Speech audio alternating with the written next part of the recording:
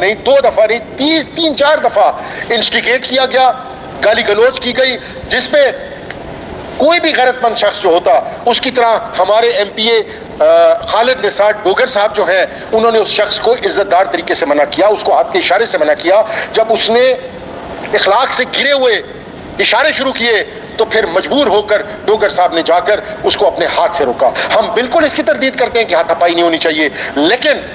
اس کے باوجود ہم نے ڈپٹی اسپیکر صاحب جو چیئر پہ تھے ہم نے ان کو بار بار ریکویسٹ کی کہ آپ کے اسپیکر نے ایک رولنگ دی تھی، وہ رولنگ یہ تھی کہ کسی قسم کا بھی کوئی مس کنڈکٹ ہوگا وہ مس کنڈکٹ پہلے ایتھکس کمیٹی میں جائے گا اجلاس کے بعد، پر انہوں نے ہماری کسی بات پہ کان نہیں دھرا۔ اور یہاں تک کہ ہمارے ایک ایم پی اے